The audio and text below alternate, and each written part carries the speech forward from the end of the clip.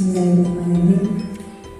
Susunan acara diseminasi budaya positif SD Negeri Cijati 1 Sabtu 21 Oktober 2023. Assalamualaikum warahmatullahi wabarakatuh. Alhamdulillah rabbil alamin. Wassalatu wassalamu ala asrofil anbiya'i wal mursalin wa ala alihi wa sahbihi ajma'in. Amma ba'du. Yang terhormat Kepala SD Negeri Cijati 1 Bapak Ahmad Subarkat SPD SD MPD. Yang kami hormati Bapak Kepala Sekolah SD Negeri Negara Jati 03 Bapak Taswanto SPDSD.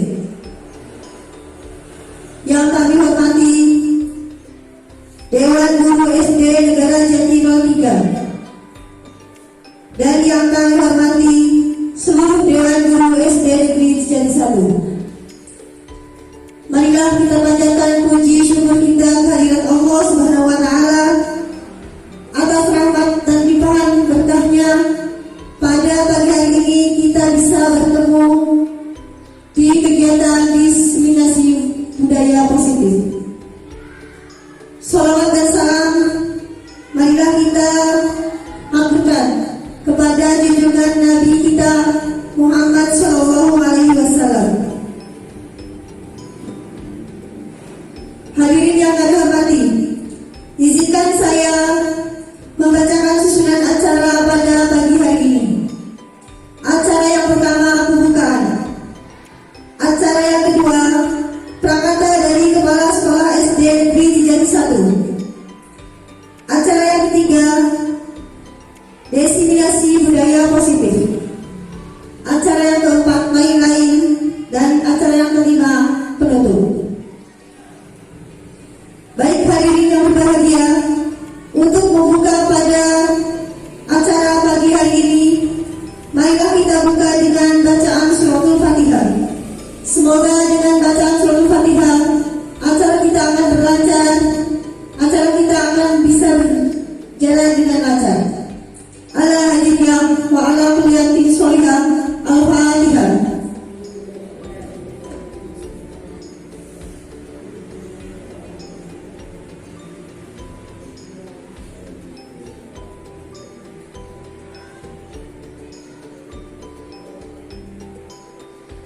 Dilanjutkan acara yang kedua, prakata dari Kepala Sekolah SD Negeri Cijati 1 kepada Bapak Ahmad Subarkat SPD SD MPD. Disilakan.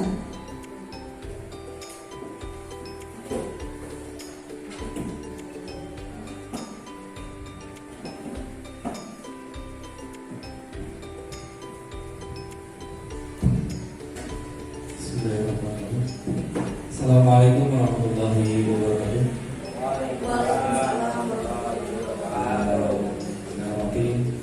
Bapak Sekolah SD Negeri Negara Jati 03 beserta Dewan Guru, dan saya hormati pula Bapak Ibu Guru SD Negeri Cijati 01 Sumangu.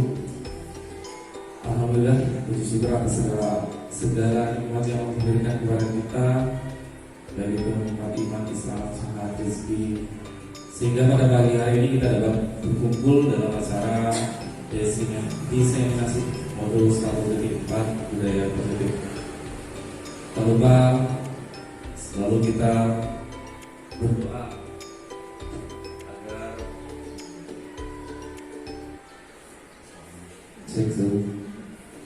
tidak lupa doa selalu kita curahkan, mengadakan agar Allah senantiasa memberikan kekuatan kepada kita untuk dapat selalu bersyukur dalam keadaan apapun.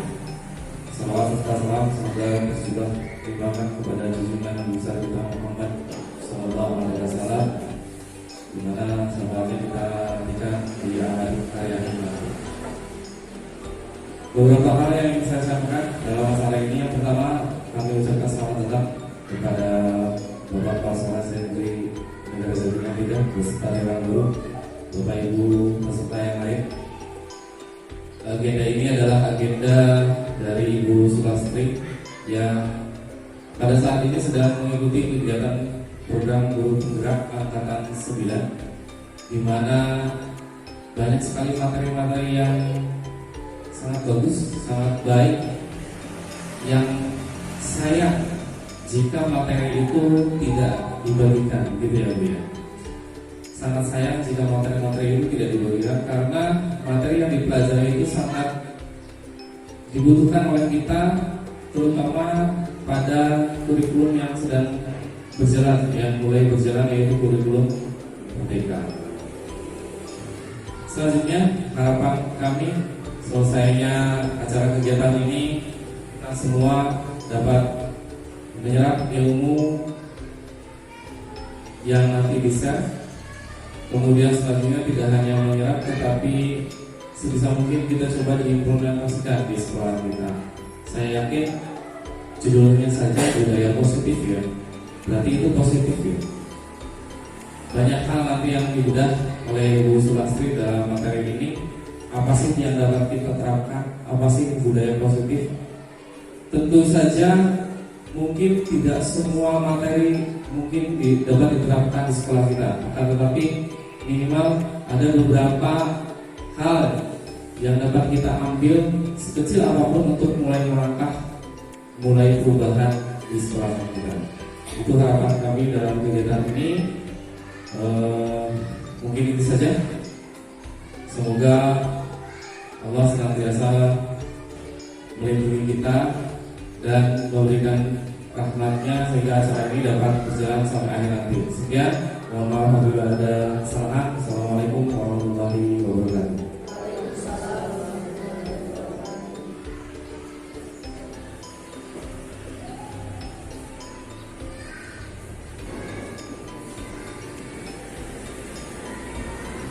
Dilanjutkan acara yang ketiga, acara diseminasi budaya positif oleh Ibu Sulastri SPD. Disilakan.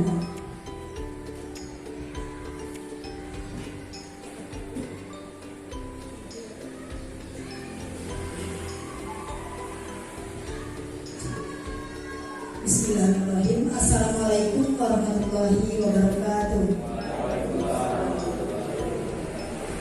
Yang terhormat Kepala Sekolah SD Negeri Jati 1, yang kami hormati Kepala Sekolah SD Negeri Negara Jati 3, yang kami hormati segenap Dewan Guru SD Negeri Negara Jati 3, dan keluarga besar dari SD Negeri Jati 1 yang kami hormati pula.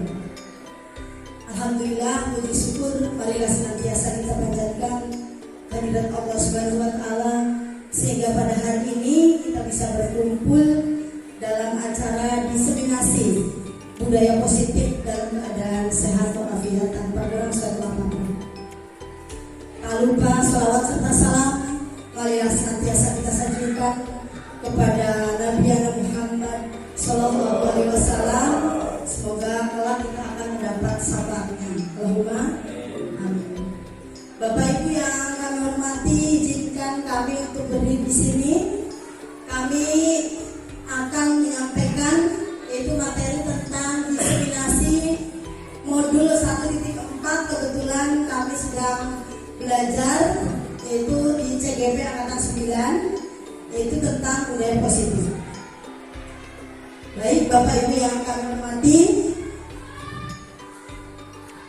nah dalam budaya positif ini yang pertama kita harus tahu terlebih dahulu tentang apa itu tujuan pendidikan.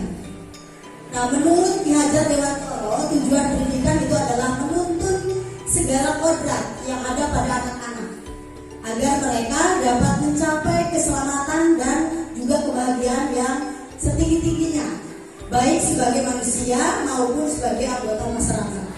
Sehingga kita sudah seyogianya sebagai pendidik itu menuntun tumbuh kembangnya kekuatan, baik itu minat, kemudian bakat dan juga potensi yang terdapat pada peserta didik kita. Jadi kita itu hanya memaksimalkan atau menebalkan apa yang sudah dimiliki oleh peserta didik kita. Jadi seperti itu untuk ibaratnya tujuan kita sebagai pendidik menurut Ki Hajar Dewantoro. Nah, kita lanjut ke budaya positif yang akan kita bahas pada kesempatan hari ini, yaitu budaya positif yang ada di sekolah. Mungkin Bapak Ibu sudah sering sekali mendengar dari kata budaya positif, ya.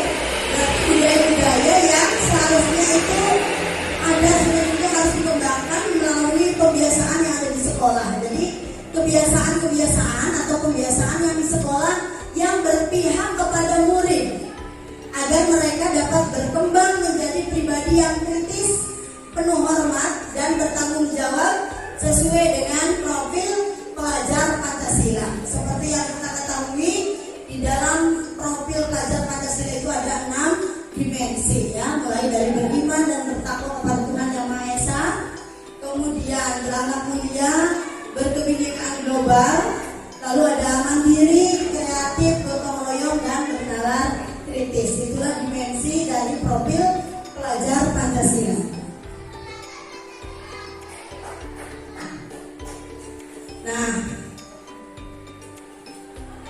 Nah, untuk konsep utama dari budaya positif yang akan kami sampaikan, yang pertama adalah perubahan paradigma belajar. Kemudian yang kedua mengenai disiplin positif dan nilai-nilai kebajikan secara universal. Kemudian yang ketiga kebutuhan dasar manusia. Yang keempat motivasi perilaku manusia, hukuman dan konsekuensi. Kemudian yang kelima adalah restitusi, yaitu posisi kontrol kita sebagai guru. Kemudian yang keenam keyakinan kelas, dan yang ketujuh segitiga restitusi. Nah, untuk perubahan paradigma belajar, nah dalam membangun budaya positif, sekolah itu sudah seharusnya menyiapkan lingkungan yang positif, aman dan nyaman agar siswa-siswa kita itu berpikir, bertindak dan mencipta dengan merdeka, mandiri dan bertanggung jawab. Nah, disiplin di sini sangat erat sekali kaitannya dengan kontrol kita sebagai guru terhadap siswa. Terkadang kita ingin melakukan budaya positif, ya, kebiasaan budaya positif, namun kita lupa akan kontrol kita sebagai guru. Nah, ini misalnya ada cerita seperti ini. Anda dan teman Anda akan melakukan kegiatan cobalah buka. Anda adalah A, tugas Anda adalah mengepalkan salah satu tangan Anda.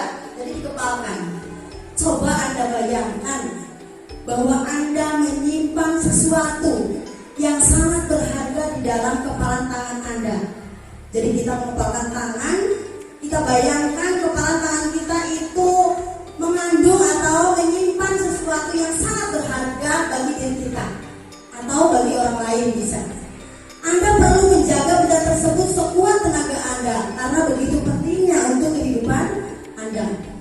Nah, tugas B rekan kita, rekan Anda, rekan kita adalah mencoba dengan segala cara untuk membuka kepalan tangan Anda dengan bujukan misalnya, ayo bukalah kepalanya, atau dengan cara menghardik, ya, dengan cara menghardik, mengintimidasi, memarahi, menggoda misalnya, ayo Pak Puji bukalah kepalanya, gitu ya.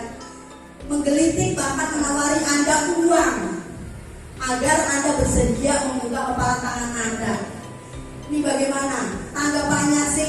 Kita misalnya punya sesuatu nih yang tangan kita berharga, ada teman kita kira-kira bagaimana sikap kita? Mempertahankan, ya.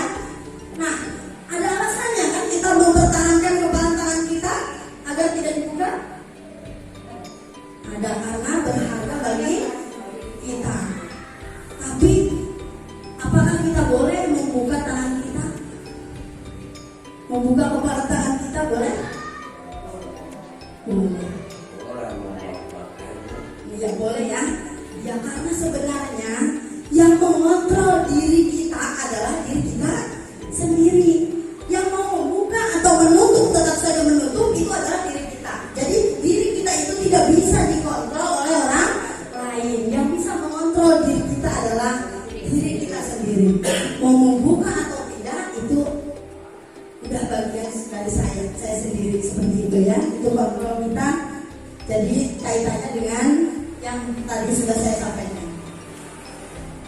kemudian disiplin positif. Apa makna disiplin ya?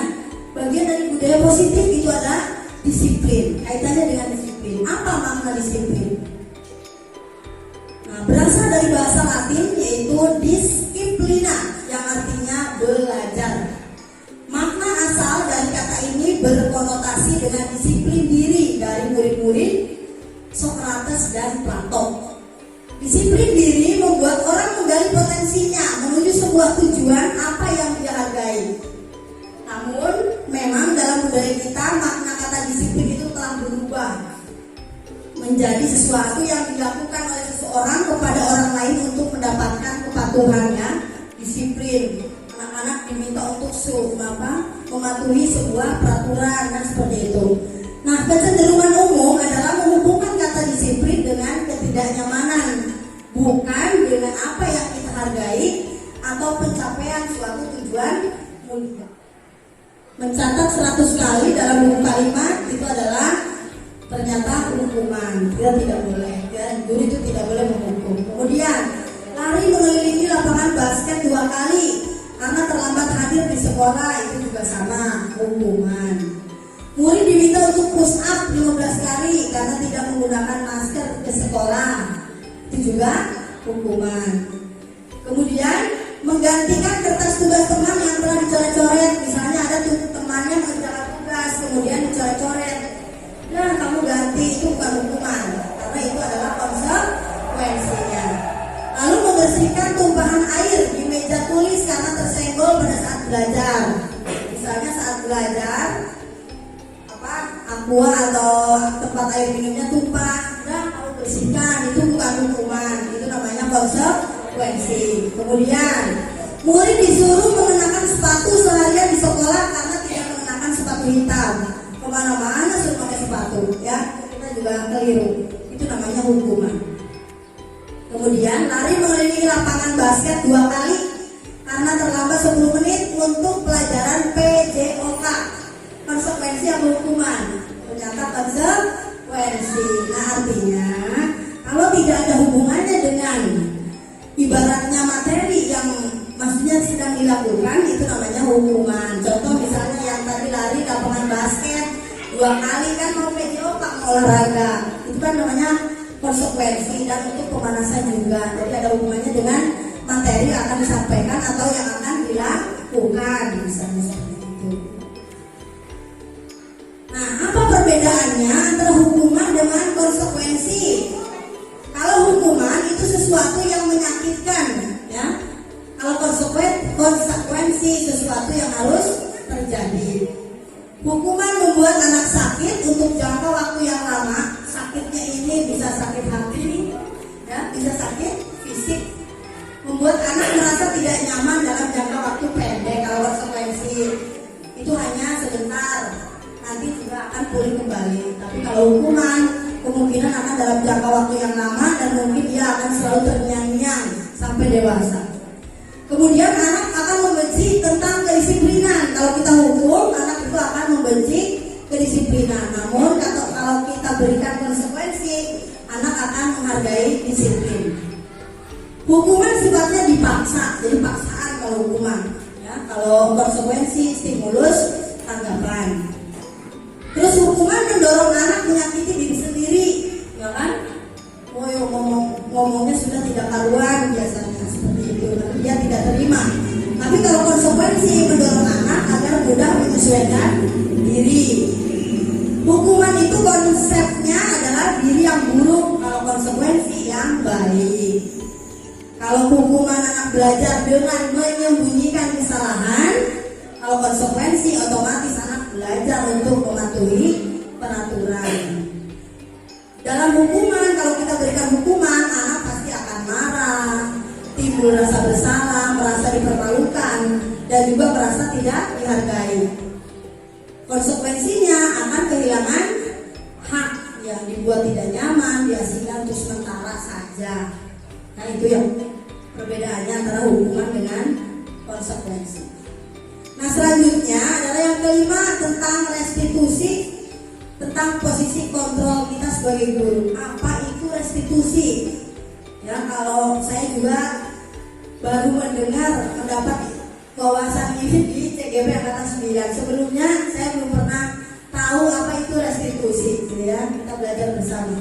Nah, restitusi itu adalah proses menciptakan kondisi bagi murid untuk memperbaiki kesalahan mereka, sehingga mereka bisa kembali kepada kelompok mereka dengan karakter yang lebih kuat. Restitusi juga proses kolaboratif yang mengajarkan murid untuk mencari solusi untuk masalah mereka dan berpikir tentang orang seperti apa yang mereka ingin atau menjadi tujuan mulia dan bagaimana mereka harus memperlakukan orang lain. Itu yang namanya restitusi. Cirinya yang pertama adalah bukan untuk menebus kesalahan, namun belajar dari kesalahan. Kemudian dengan adanya restitusi bakal memperbaiki hubungan berupa tawaran, bukan paksaan. Kemudian restitusi menuntun untuk melihat ke dalam diri. Apa tadi saya lakukan? Salah atau betul yang saya lakukan? Kemudian mencari kebutuhan dasar yang mendasari tindakan. Nah, restitusi diri ini cara yang paling baik. Ya, kemudian merupakan fokus pada karakter bukan tindakan, lalu mengembalikan murid yang berbuat salah kepada kelompoknya. Restitusi atau posisi kontrol kita sebagai guru adalah yang pertama sebagai penghukum. Nah, nanti kita termasuknya sering yang kita lakukan yang mana. Ya. Kemudian membuat merasa bersalah, kemudian sebagai teman, sebagai pemantau dan sebagai manajer. Nah, ini yang sebagai penghukum, misalnya menghardik, menunjuk-nunjuk, menyakiti, menyindir ya. Ada anak kita berbuat kesalahan. Kalau kita misalnya sebagai penghukum, kalau kamu tidak melakukannya, awas ya, gitu ya, seperti saya itu. Rasakan itu kan sudah kasar sekali, tidak boleh seorang guru sampai betak-betak seperti itu. Ada kasus seperti ini. Pada hari Senin, Pak Alfi tidak masuk sekolah. Pak Alfi merupakan guru matematika, ini guru SMP. Saat itu Bu Rina menggantikan Pak Alfi. Bu Rina baru 1 tahun menjadi guru SMP. Beberapa murid perempuan Vivi dan Natali mengetahui hal ini dan mulai menggunakan kesempatan dan bersikap seenaknya, tertawa dan tidak mengindahkan kehadiran Bu Rina. Bu Rina mencoba menyapa Vivi dan Natali dengan ramah sambil mengingatkan untuk tetap fokus pada tugasnya. Ayolah, tugasnya dikerjakan. Nanti ibu ditegur bapak kepala sekolah kalau kalian tidak mengerjakan tugas. Tolong bantu ibu ya. Namun Vivi dan Natali malah jadi tertawa. Ibu santai saja bu, gitu ya. Mereka tetap tidak mau mengerjakan tugas dan malah mengobrol. Nah, kita sebagai guru, apa yang harus kita lakukan? Kaitannya tadi dengan posisi kontrol yang sudah dijelaskan di depan. Ya, jadi sebaiknya kita jangan langsung karena tertawa atau tidak mengerjakan, bahkan ibaratnya mengejek guru ya, tidak menghargai guru gitu. Jangan langsung kita tegur di situ langsung. Jadi kita harus menggunakan tadi. Yang pertama kita bisa sebagai tadi ada teman ya di situ. Ayolah tugasnya dikerjakan gitu. Terus kan di situ Bu Rina itu menggantikan Pak Alfi karena guru kelas. Gurunya guru aslinya itu adalah Pak Alfi, guru matematikanya. Kemudian karena tidak masuk sehingga digantikan. Karena bukan ibaratnya ya bukan difaknya, bukan di mapelnya, tidak serta-merta Bu Rina itu langsung seperti itu berbuat mengingatkan anak langsung di situ. Berarti harus bagaimana? Pertama, ya memberitahu kepada Pak Alfi ya, karena kan kita kalau misalnya usul misalnya tidak masuk, ada masalah di kelas 1, kita kan tidak seharusnya langsung ke anak, kita konsultasi dulu dengan gurunya atau guru matematikanya langsung. Kalau di sini berarti kita temui Pak Alfi, kita ceritakan kepada Pak Alfi, kemudian setelah itu anaknya baru dipanggil gitu misalnya kan bisa. Jadi dengan cara yang tadi kita harus berlaku sebagai tadi manajer itu tadi, agar anak itu bisa belajar bagaimana caranya menghargai orang lain kalau kaitannya dengan tadi. Nah, ini untuk pernyataan-pernyataan yang kaitannya dengan posisi kontrol. Misalnya saya kecewa sekali kamu. Kalau guru sudah ngomong seperti itu, anak biasanya aduh saya salah nih sama Bu Guru, sama Pak Guru, bisa seperti itu. Kemudian kamu tidak pernah benar melakukannya, itu kan agak kasar ya. Jadi sebagai penghukum. Kemudian kalau sebagai teman tadi, ayolah lakukan demi ibu, demi bapak, kerjakan tugasnya. Kalau sebagai pemantau, apakah kamu mau mendapatkan stiker bintang hari ini? Mau berapa bintang yang Bu Guru berikan? Misalnya, itu sebagai pemantau.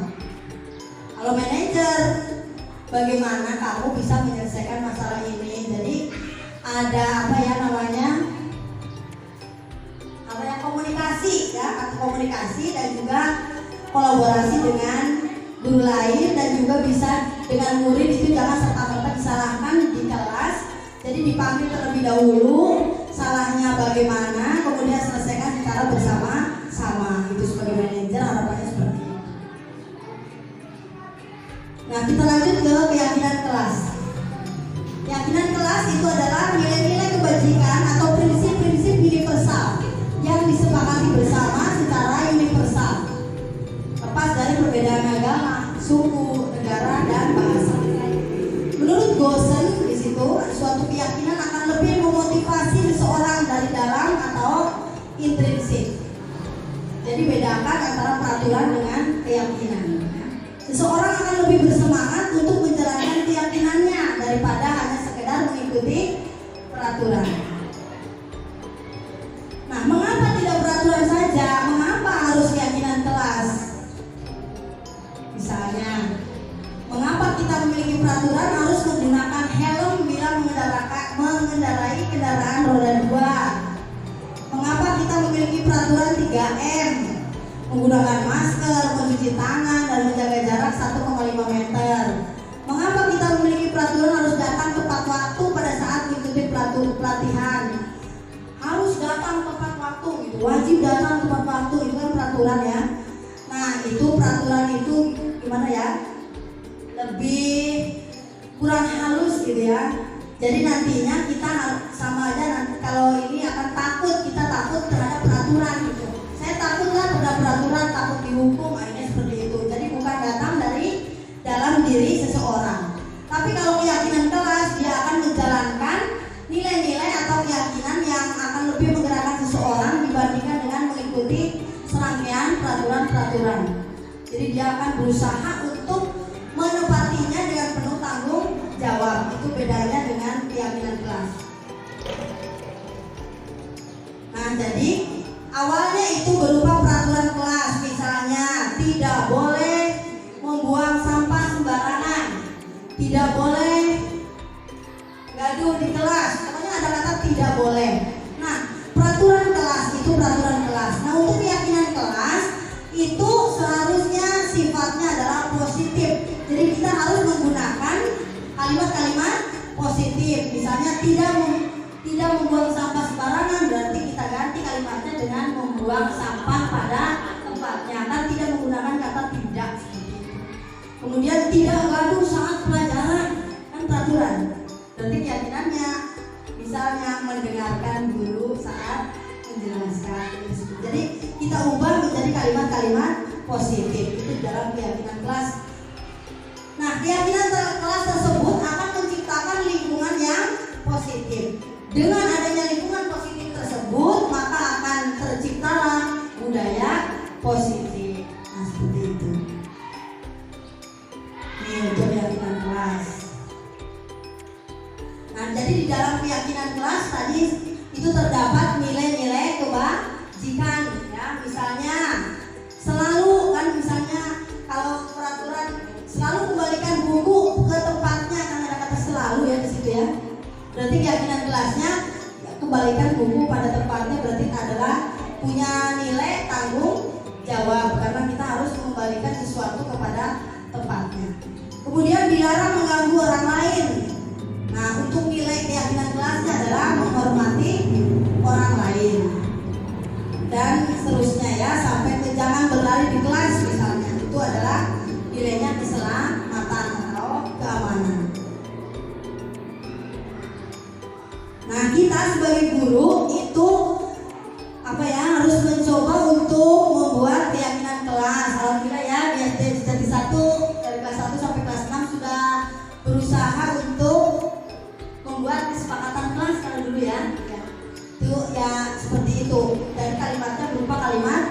positif, bersifat lebih abstrak daripada peraturan yang lebih rinci dan konkret. Keyakinan kelas juga berupa pernyataan universal yang dibuat dalam bentuk positif dan hendaknya tidak terlalu banyak sehingga mudah diingat dan dipahami. Jadi jangan malu-malu banyak ya, kalimatnya harus yang mudah dipahami. Kemudian keyakinan tersebut sebaiknya adalah sesuatu yang dapat diterapkan di lingkungan tersebut. Jadi keyakinan kelas yang kita sepakati, yang kita buat itu harus dapat diterapkan di lingkungan tersebut. Lalu semua warga kelas ikut berkontribusi dalam pembuatan keyakinan kelas lewat kegiatan curang pendapat. Misalnya awalnya murid, ayo coba peraturan apa yang harus kita buat, membuat peraturan, lalu kita ubah menjadi kalimat positif. Kemudian kita sepakati keyakinan kelas tersebut, lalu misalnya ditempel ya, seperti itu, misalnya itu keyakinan kelas. Kemudian setelah itu untuk lebih memantapkan, siswa diminta untuk menuliskan nama dan tanda tangan misalnya di keyakinan kelas tersebut. Jadi seandainya ada anak yang tidak melakukan atau melanggar keyakinan tersebut, nanti kita bisa menanyakan kepada anak, kamu masih ingat tidak dengan keyakinan kelas yang sudah bisa kita sepakati? Ya misalnya, apa keyakinan kelasnya? Jadi anak bisa menjawab.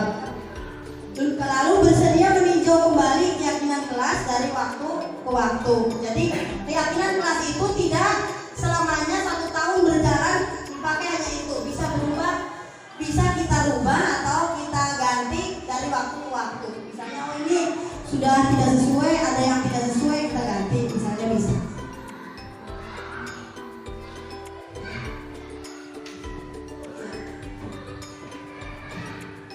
Ini adalah, tidak usah disetel ya Bapak Ibu.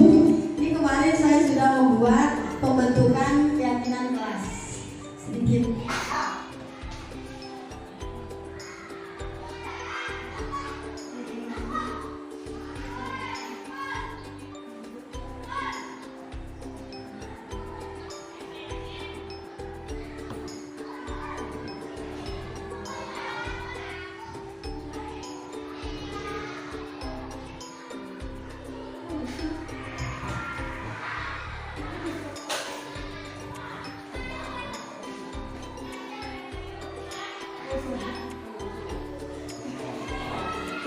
Tanpa suara,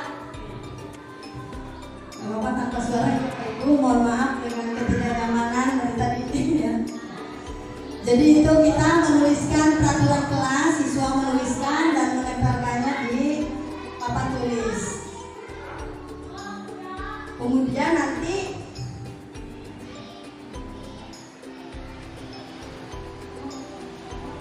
jadi siswa menuliskan peraturan kelas, kemudian ditempel di papan tulis, masih peraturan.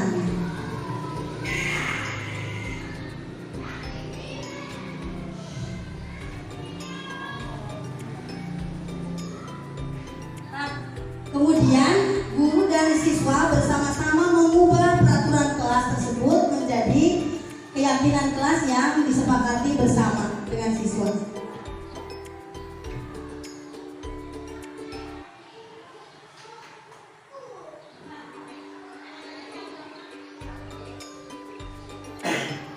Setelah disepakati, ditulis keyakinan kelasnya, kemudian ditempel di tempat yang sudah disediakan.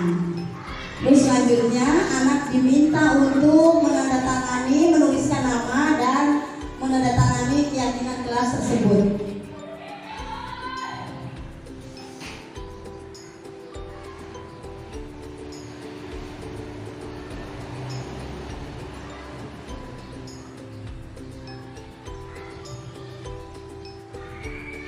Ya, baik Bapak Ibu, jadi itu adalah contoh dari pembentukan keyakinan kelas. Yang harapannya nanti kita ke depan berusaha untuk membuat keyakinan kelas. Jadi bukan lagi peraturan kelas yang ada di sekolah. Jadi lebih positif lagi kalimatnya, yaitu lebih ke arah keyakinan kelas agar siswa-siswi kita atau peserta didik kita dapat melaksanakan keyakinan kelas tersebut dengan tanpa paksaan. Jadi datang dari dalam diri siswa itu sendiri. Kita lanjutkan ke yang terakhir, ini adalah Saya juga baru mendengar kata ini di CGV angkatan 9. Ya Bapak Ibu, kita berbagi. Nah, untuk segitiga restitusi ini adalah proses menciptakan kondisi bagi murid untuk memperbaiki kesalahan mereka, sehingga mereka akan bisa kembali pada kelompok mereka dengan karakter yang lebih kuat. Maksud lebih kuat di sini bukan berarti yang negatif, namun yang positif. Jadi mereka akan memperbaiki kesalahannya tanpa disuruh atau tanpa diminta oleh guru. Dan melalui restitusi, guru dapat membantu murid menjadi lebih memiliki tujuan, disiplin positif, serta memulihkan dirinya setelah berbuat salah. Membantu murid untuk jujur pada diri sendiri dan mengevaluasi dampak dari kesalahan yang dilakukan, kemudian memberi penawaran bukan paksaan. Jadi manakala siswa kita itu punya masalah di kelas, misalnya seperti kan sering terjadi berantem ya setiap hari. Ada sekarang udah beberapa hari ini alhamdulillah belum mendengar, tidak mendengar ya, tidak mendengar ada yang berantem, bertengkar dan sebagainya. Biasanya tersebut diawali dari hal-hal yang kecil. Di kelas 6 juga sama ya. Dari menyebutkan nama orang tua sehingga siswa tersebut menjadi tersinggung karena nama orang tuanya disebut. Nah, lainnya fisiknya, fisik dan sebagainya, gelut lah ibaratnya seperti itu. Nah, kita sebagai guru harus bersikap bijak, jadi jangan langsung di kelas langsung, kamu salah begini sebagainya, jangan. Kita berusaha untuk menerapkan segitiga restitusi. Nah, di dalam segitiga restitusi itu ada 3 langkah. Jadi yang pertama adalah menstabilkan identitas. Jadi saat anak punya masalah, mereka emosi, marah gitu ya, kita stabilkan dulu. Menstabilkan identitas, kita stabilkan, kita tanya, kita panggil misalnya ke ruangan yang di ruang guru. Dalam banyak guru juga itu bisa mempermalukan siswa ya. Jadi di ruangan tertentu lah, di ruangan tertentu kita tanya, kamu tahu tidak misalnya Bu Guru kamu suruh ke sini. Nanti kan dia sudah reda, sudah ditanya oleh kita, sudah tidak marah lagi misalnya gitu ya. Coba istighfar gitu, itu salah satu cara yang kami lakukan untuk menstabilkan identitas. Tarik nafas, buang gitu ya, itu biar anak itu stabil. Nah, setelah stabil baru kita tanyakan, memvalidasi tindakan yang salah. Kita tanyakan, kamu tadi kenapa nyobek kertas ulangannya si A misalnya. Oh iya Bu, saya kesel sih kan gitu. Anak kan akan jujur untuk menjawab pertanyaan yang diutarakan oleh guru. Nah, apakah tindakan yang kamu lakukan itu salah atau betul? Anak pasti akan menjawab bahwa tindakan tersebut salah gitu ya. Terus kita apa ya? Kita juga mengatakan kepada siswa sambil menguatkan, jadi kita itu bukan mencari yang salah atau yang benar, justru kita itu akan mencari solusi. Bagaimana caranya untuk memperbaiki kesalahan yang telah siswa lakukan ya.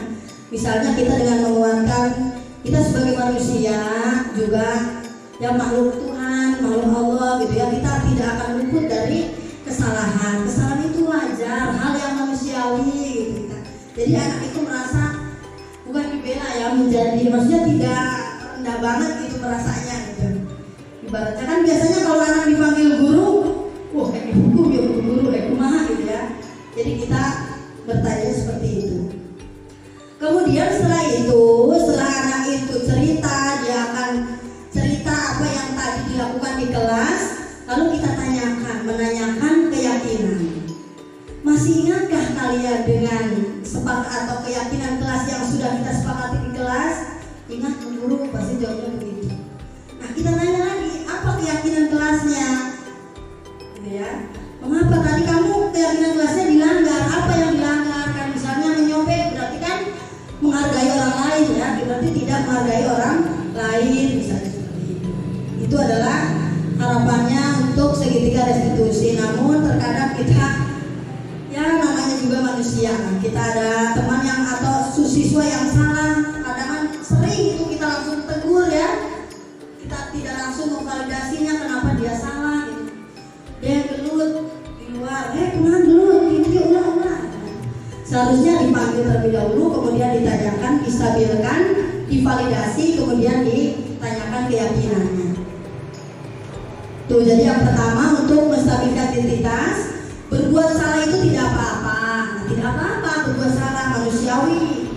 Tidak ada manusia yang sempurna, kata guru. Bu Guru juga pernah melakukan kesalahan seperti itu, misalnya anak-anak nih ya, kecil saja, contoh kecil. Ada anak misalnya makan di kelas, kita bicara ke murid waktu ditanya di validasi tindakan yang salah. Bu Guru juga kalau lapar pasti makan, ya. Bu Guru juga kalau lapar pasti makan. Tapi kita harus tahu kondisi dan situasinya, gitu, tempat yang tepat. Jadi kan dengan seperti itu anak makan di kelas tidak boleh, ternyata seperti itu. Kemudian kita bisa menyelesaikan ini. Lalu Bapak Ibu tidak tertarik mencari siapa yang salah. Jadi kita itu tidak mencari siapa yang salah, siapa yang benar. Namun kita mencari solusi dari permasalahan ini. Kamu berhak merasa begitu, bisa dan sebagainya. Lalu ya validasi tindakan yang salah. Kamu tadi berbuat seperti itu pasti punya alasannya ya. Pasti kan anak akan cerita. Kamu patut bangga loh, ibu bangga sebetulnya pada dirimu. Kamu itu hanya mengebrak meja dan tidak memukul, itu bangga. Kamu tidak melakukan hal yang lebih buruk lagi, masih bangga kan ya orang kayak gitu ya. Kamu telah melindungi sesuatu yang penting buatmu. Kemudian untuk menanyakan keyakinan, maka yang ketiga, apa yang kita percaya sebagai kelas atau keluarga, apa nilai-nilai umum yang telah kita sepakati ya. Yang gampangannya misalnya apa keyakinan kelas yang sudah kita sepakati, gitu. Kita menanyakan seperti itu sudah menanyakan. Mohon maaf, wabillahi taufiq wal hidayah. Wassalamualaikum warahmatullahi wabarakatuh. Waktu kami serahkan kepada Mbak acara.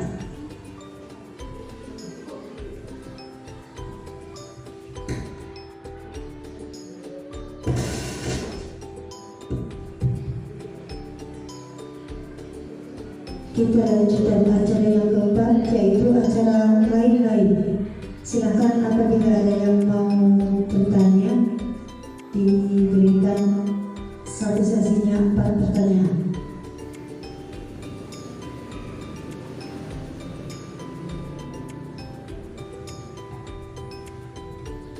Monggo Bapak Ibu, isi, monggo kita sharing saja ya, bukan ya Bu Guru, Ibu, kita sharing saja sama guru.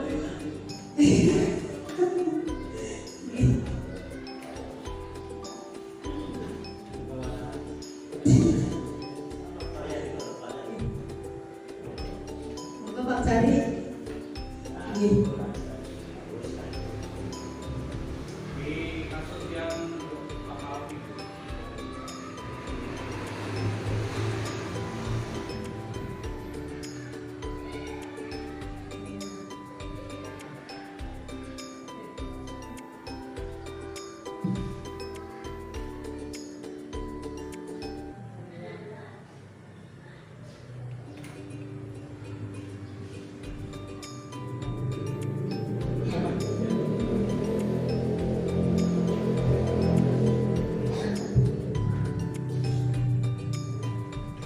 Baik, terima kasih.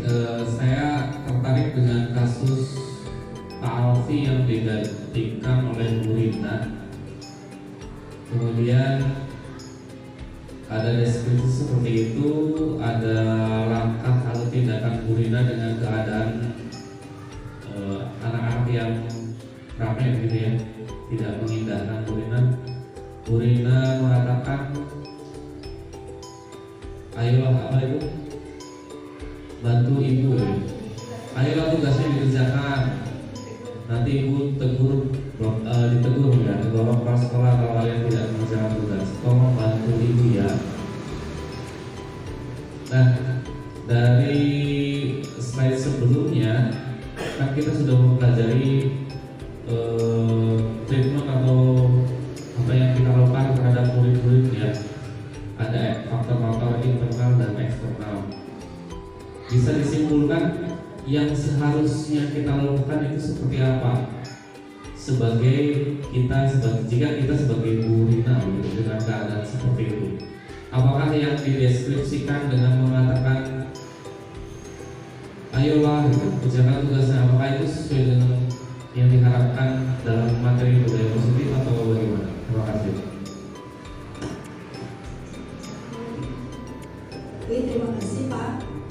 Jadi untuk kasus Pak Albi ini kan ceritanya Pak Albi tidak masuk ya, kemudian digantikan oleh Bu Rina. Nah tadi kita kan Bu Rina ngomong ke siswanya, ayolah tugasnya dikerjakan, nanti ibu ditegur kepala sekolah kalau kalian tidak mengerjakan tugas, tolong bantu ibu ya. Itu kan ini tentang posisi kontrol kita sebagai guru nih Pak. Jadi ada penghukum, membuat rasa bersalah, kemudian kalau yang kalimat-kalimat seperti ini itu kita berusaha, kita itu sebagai temannya. Nah di dalam disiplin positif ini, budaya positif dan disiplin positif, kita kan diharapkan itu sebagai manajer yang mampu menyelesaikan masalah gitu ya Pak. Kalau hanya sebagai teman yaitu seperti tadi, itu santai aja. Nah kita malah seolah tidak dihargai oleh siswa gitu, seperti itu. Namun karena Bu Rina itu menggantikan tugas Pak Alpi, jadi dia itu sebagai guru pengganti ya, sehingga dia seharusnya menurut budaya positif, yaitu yang langkah pertama yang ia lakukan yaitu adalah menceritakan masalah yang terjadi di kelas kepada kepala sekolah yang ini ditambahkan terkait ini lebih mencerahkan kepada kami gitu Pak, bagaimana kan kita berbagi saja gitu.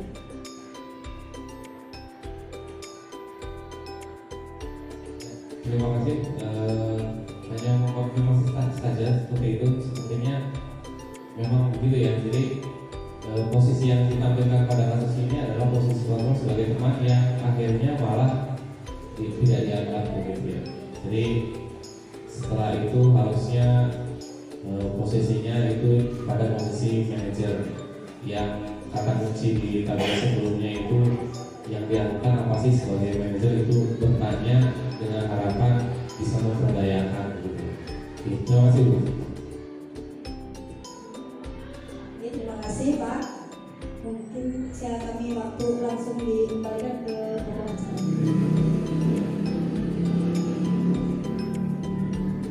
Dilanjutkan acara yang kelima yaitu ditutup. Marilah kita tutup acara pada pagi hari ini dengan bacaan amdal bersama-sama. Alhamdulillahirabbil alamin. Saya selaku pembawa acara mohon maaf apabila ada kata-kata yang kurang berkenan. Wabillahi hidayah. Wassalamualaikum warahmatullahi wabarakatuh.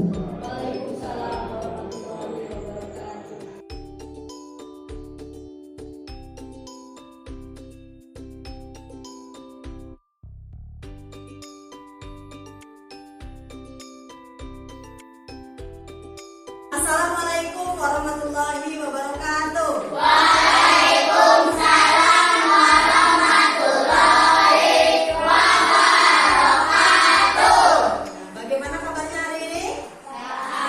Alhamdulillah, luar biasa. Allahu Akbar. Yes. Alhamdulillah, sehat. Baik. Pagi ini kita akan membuat yang namanya keyakinan kelas. Pernah mendengar kata keyakinan kelas? Keyakinan kelas itu apa? Sesuatu yang diyakini dalam hati secara bersama-sama. Itu namanya keyakinan kelas ya. Jadi harus kita sepakati bersama, tapi kita yakini dalam hati, sehingga dalam pelaksanaannya nanti sesuai dengan keinginan kita masing-masing dan dapat dilaksanakan dengan tanggung jawab. Siap semuanya ya? Siap. Ya baik. Nah nanti kamu yang pertama kali nanti kalian tuliskan sekiranya peraturan apa yang harus ada di kelas kita. Oke? Nanti silakan kalian tuliskan di kertas sticky note yang sudah Bu Guru bagikan. Ada bermacam-macam ya, yang warna biru, pink, kemudian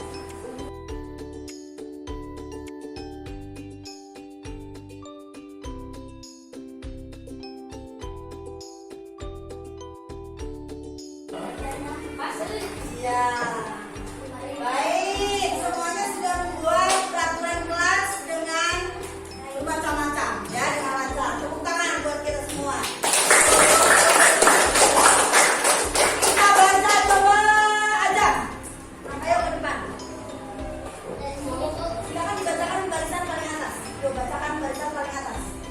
Tidak boleh memotong pembicaraan orang lain. Tidak orang lain.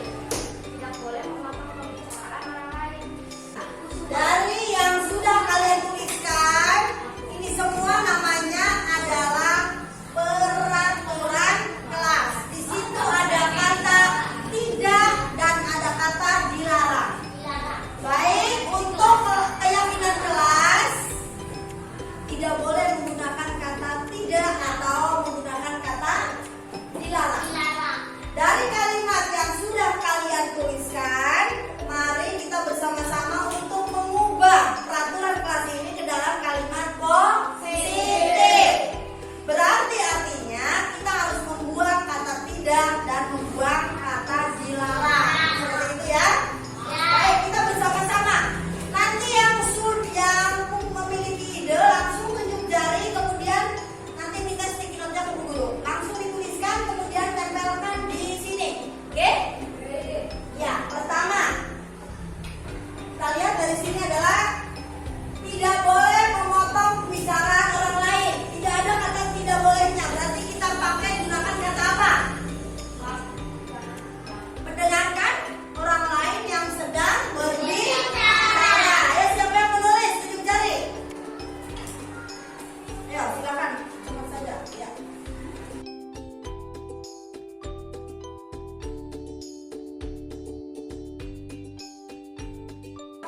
Tidak boleh makan di kelas. Berarti apa? Makan saat jam istirahat. Siapa yang menulis?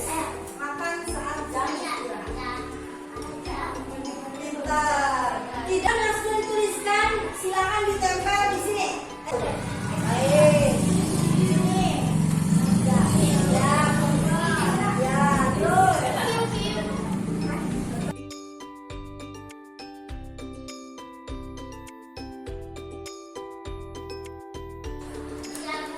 Ada lagi?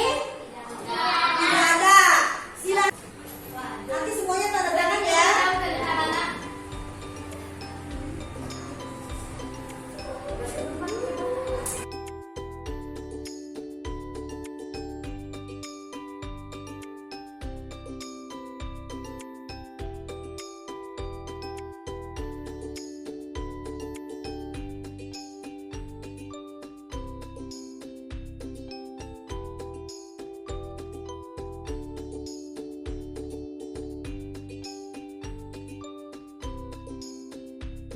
Kalian semuanya saja silakan nanti tulis namanya